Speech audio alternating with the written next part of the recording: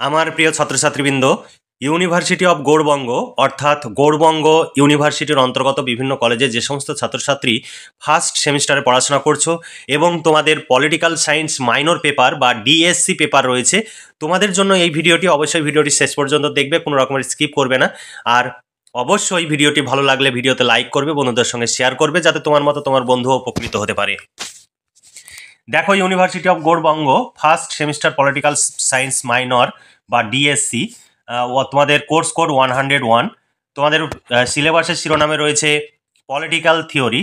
তোমাদের paper code এখানে দেওয়া রয়েছে। তোমাদের পরীক্ষায় প্রশ্ন হবে 5 মার্ক এবং 10 মার্ক এবং এমসিকিউ টাইপের প্রশ্ন হবে। সেই কোশ্চেন প্যাটার্নটিও এখানে আমরা লিখে দিয়েছি। সেই সঙ্গে সিলেবাস তুলে ধরবো, সাজেশন তুলে ধরবো, আমাদের প্রশ্ন উত্তরের যে পিডিএফ কপি, সেই পিডিএফ কপি কেমন সেটাও আমরা তোমাদের ডেমো হিসাবে দেখাবো। অবশ্যই তোমরা ভিডিওটি দেখবে। আর আমাদের চ্যানেলটি যদি সাবস্ক্রাইব করা না থাকে, অবশ্যই নিজেদের প্রয়োজনে চ্যানেলটি সাবস্ক্রাইব করে রাখবে, তোমরা ভীষণভাবে উপকৃত হতে পারবে। দেখো, প্রশ্নের প্যাটার্ন, তোমাদের 50 মার্কের লিখিত পরীক্ষা হবে। 1 নম্বর দাগে 10 মার্কের 4টি প্রশ্ন থাকবে, 2টি প্রশ্নের উত্তর করতে হবে, 10 2 20। আর 2 নম্বর দাগে 5 মার্কের 6টি প্রশ্ন থাকবে, 4টি প্রশ্নের উত্তর করতে হবে, 5 4 20। আর 3 নম্বর দাগে 1 মার্কের এমসিকিউ টাইপের প্রশ্ন থাকবে, সেটা 10খানা থাকতে পারে বা 14খানা থাকতে পারে।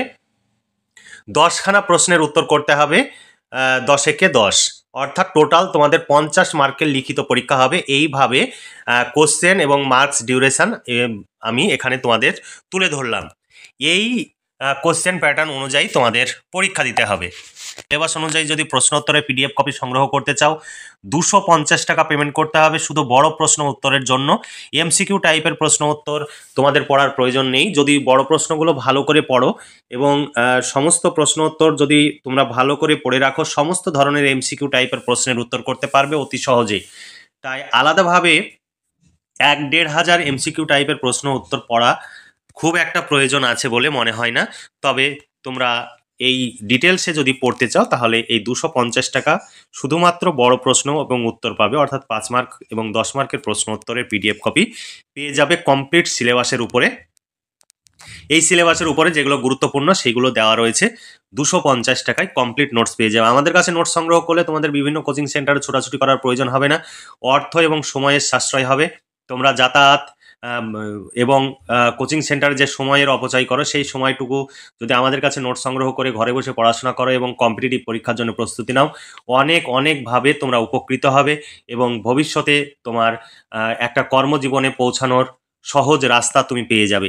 তাই এখন থেকেই সময়ের গুরুত্ব দিতে শেখো। এখন যদি সময়ের মূল্য না বোঝো, তাহলে পরবর্তীতে এই সময়ের অবহেলা তোমাকে কষ্ট দিতে পারে। এরপরে চলো দেখে নিই সাজেশনের প্রশ্নগুলো। কি প্রশ্ন সাজেশনে রয়েছে। দেখো, 5 ও 10 মার্কের প্রশ্নের সাজেশন 2024-25 মডিউল 1 থেকে তোমাদের প্রশ্ন। 1 নম্বর, রাজনৈতিক ধারণা ব্যাখ্যা করো অথবা রাজনীতির অর্থ, প্রকৃতি বা বৈশিষ্ট্য সম্পর্কে আলোচনা করো। 2 নম্বর প্রশ্ন, রাজনৈতিক তত্ত্ব বলতে কি বোঝো, রাজনৈতিক তত্ত্বের প্রকৃতি বা বৈশিষ্ট্য সম্পর্কে আলোচনা করো। 3 নম্বর প্রশ্ন, আমরা কেন রাজনীতি অধ্যয়ন করি এবং এর তাৎপর্য নির্দেশ করো অথবা আধুনিক রাষ্ট্রের রাজনীতির তাৎপর্য বা গুরুত্ব বা প্রাসঙ্গিকতা সম্পর্কে আলোচনা করো। এরপরে গণতন্ত্র অংশ থেকে প্রশ্ন, গণতন্ত্রের সংজ্ঞা দাও অথবা, এখানে অনেকভাবে প্রশ্নগুলো দেওয়া রয়েছে। তারপরে শাসন ব্যবস্থার একটি রূপ হিসাবে গণতন্ত্রের সাফল্যের শর্তাবলী লেখো। যেগুলো স্টার দেওয়া আছে সেগুলো বেশি ইম্পর্টেন্ট, তবে যেগুলো স্টার দেওয়া নেই সেগুলো ইম্পর্টেন্ট নয় এমন নয়। তোমাদের টোটাল প্রশ্ন রয়েছে 35খানা। এই 35খানা প্রশ্ন পড়লেই 5 ও 10 মার্কের প্রশ্নের উত্তর হয়ে যাবে, পরীক্ষায় 100% কমন পেয়ে যাবে। দেখো, স্বাধীনতা থেকে প্রশ্ন। 6 নম্বর প্রশ্ন, স্বাধীনতা সংক্রান্ত ধারণাটি সংক্ষেপে ব্যাখ্যা করো অথবা স্বাধীনতা কাকে বলে, স্বাধীনতার বৈশিষ্ট্যগুলি লেখো অথবা জন স্টুয়ার্ট মিলের স্বাধীনতার ধারণাটি ব্যাখ্যা করো।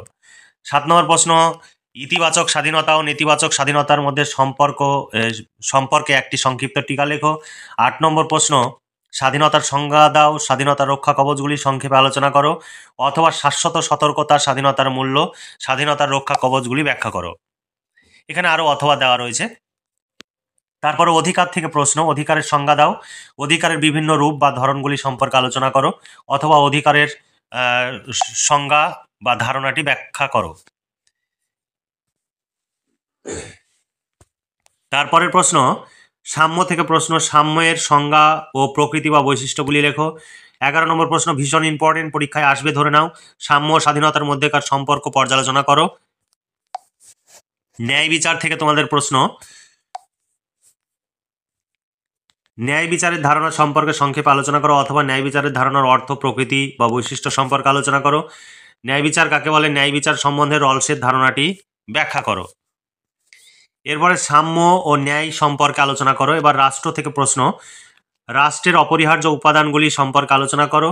16 নম্বর প্রশ্ন রাষ্ট্র সম্পর্কিত ধারণাটি ব্যক্ত করো, অথবা রাষ্ট্রের সাধারণ বৈশিষ্ট্য ও রাষ্ট্রের ক্ষমতার প্রকৃতি সম্পর্কে আলোচনা করো। আরও এখানে অথবা প্রশ্ন রয়েছে। এরপরে মডিউল 2 থেকে তোমাদের প্রশ্ন, এগুলো মডিউল 1-এর প্রশ্ন। মডিউল 2 থেকে তোমাদের প্রশ্ন দেখো, রাজনীতির অধ্যয়নে নীতিমানবাচক দৃষ্টিভঙ্গি ব্যাখ্যা করো, অথবা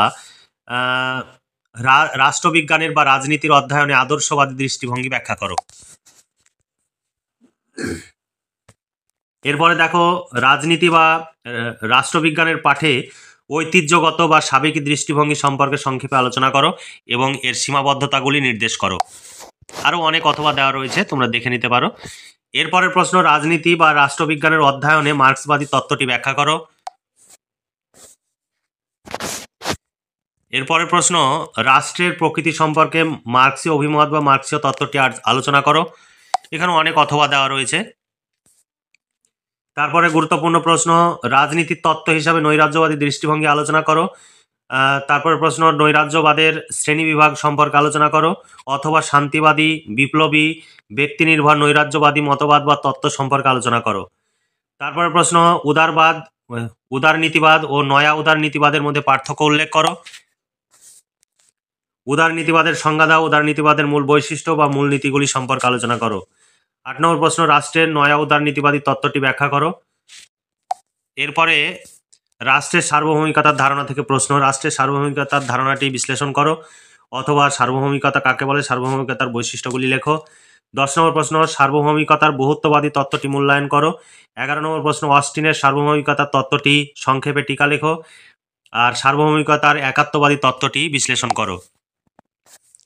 মডিউল 3 থেকে প্রশ্ন, বিশ্বায়ন, বিশ্বায়নের ধারণা ও তার প্রভাব সম্পর্কে আলোচনা করো, অথবা বিশ্বায়নের পরিপ্রেক্ষিতে সার্বভৌমিকতার ধারণাটি কিভাবে পরিবর্তিত হয়েছে তা ব্যাখ্যা করো। এরপরের প্রশ্ন, বিশ্বায়নের যুগে রাষ্ট্রের ধারণা ব্যক্ত করো, অথবা রাষ্ট্রের ওপর বিশ্বায়নের প্রভাব আলোচনা করো।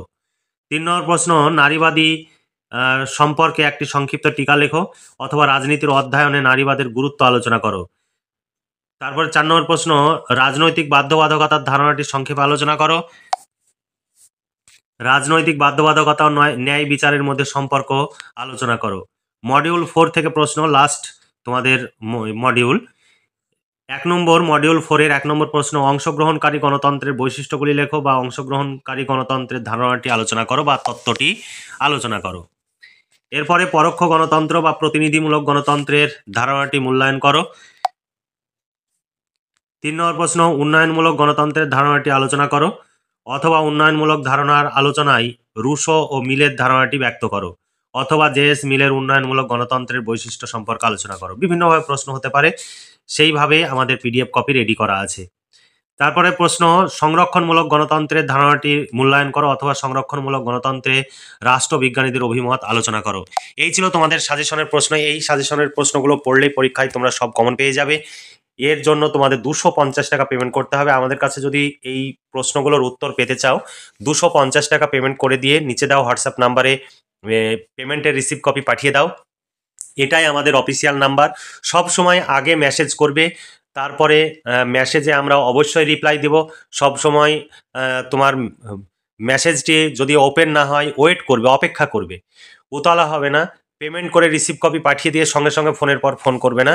তোমরা নিশ্চিন্ত থাকবে, 100% নোট পাবে, কোনো টেনশনের কারণ নেই। আমাদের এটি বিশ্বস্ত সংস্থা, তুমি চোখ বন্ধ করে ভরসা করতে পারো। প্রথমবার হয়তো তোমাদের টেনশন হতে পারে, চিন্তা হতে পারে যে আমি পেমেন্ট করব, নোটস পাবো না, কিন্তু আমাদের এখানে হবে না। কোনো কারণে আমরা নোটস দিতে না পারলে তোমাদের টাকা ফেরত দেব, কিন্তু যে যে বিষয়ের সাজেশন আমরা আপলোড করছি এইগুলোর নোটস তোমরা পাবেই, 100% গ্যারান্টি। শুধু বড় প্রশ্ন এবং উত্তর পাবে, এমসিকিউ টাইপের প্রশ্ন তৈরি করা প্রচুর সময় সাপেক্ষ ব্যাপার। আর এমসিকিউ টাইপের অনেক প্রশ্ন তোমাদের পড়তে হবে, আর এখানে ডিটেলসে দেওয়া রয়েছে। এই প্রশ্নগুলো তোমরা পড়লে সমস্ত ধরনের প্রশ্নের উত্তর করতে পারবে ইজি। এমসিকিউ টাইপের 10খানা প্রশ্ন তোমাদের অ্যান্সার করতে হবে, সেই প্রশ্নগুলোর অ্যান্সার তোমরা অতি সহজে করতে পারবে। এবার প্রশ্ন উত্তরের পিডিএফ কপির ডেমো তোমরা দেখতে পাচ্ছ। প্রশ্ন দেওয়া আছে, তারপরে সুন্দর করে পয়েন্টস আকারে উত্তর লেখা রয়েছে। তোমাদের এর বাইরে কিচ্ছু ভাবতে হবে না। আর প্রশ্নগুলো অভিজ্ঞ শিক্ষক মণ্ডলী দ্বারা এই সমস্ত নোটস তৈরি। আমাদের প্রচুর খরচ, সেই খরচের ন্যূনতম অংশ তোমাদের কাছ থেকে নেওয়া হয় যাতে আমাদের সেই খরচটি উঠে আসে। আর তোমরা অবশ্যই আমাদের কাছে নোট সংগ্রহ করবে। তোমরা যদি আমাদের কাছে নোট সংগ্রহ করো তবেই আমাদের পরবর্তী সেমিস্টারে কাজ করা সম্ভব হবে। কারণ আমরা যদি খরচ তুলতে না পারি তাহলে আমাদের পক্ষে এই নোটস আর তৈরি করা সম্ভব হবে না। কারণ আমরা অনেক ইউনিভার্সিটির নোটস তৈরি করতাম, সেই সমস্ত ইউনিভার্সিটিতে খরচ না ওঠায় আমাদের প্রচুর লস হয়ে যাওয়ায় আমরা অনেক ইউনিভার্সিটির কাজ বন্ধ করে দিয়েছি। তোমাদের ইউনিভার্সিটির বেশ কিছু ছেলেমেয়েদের রিকোয়েস্টে আমরা এই নোটস তৈরি করছি। যদি তোমাদের কাছ থেকেও আমাদের খরচ না উঠে আসে তাহলে আমরা পরবর্তী সেমিস্টারে নোটস তৈরি করতে পারবো না। তাই অবশ্যই ভিডিওটি বন্ধুদের মধ্যে বেশি বেশি করে শেয়ার করবে এবং বন্ধুদের নোটস সংগ্রহ করতে বলবে।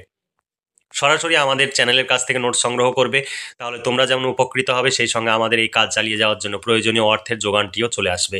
তাহলে আর দেরি নয়, তোমরা পটাপট এই নিচের নাম্বারে যোগাযোগ করো, মেসেজ করো এবং তোমরা তোমাদের প্রয়োজনীয় বিষয়গুলোর নোটস সংগ্রহ করে নিয়ে ঘরে বসে পড়াশোনা করো।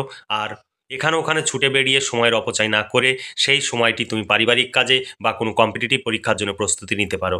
তাহলে আজকে এই পর্যন্তই। ভালো থেকো, সুস্থ থেকো এবং খুব ভালোভাবে পড়াশোনা করে পরীক্ষার প্রস্তুতি নাও। এই শুভকামনা জানিয়ে আজকের ভিডিওটি এখানে সমাপ্তি ঘোষণা করছি।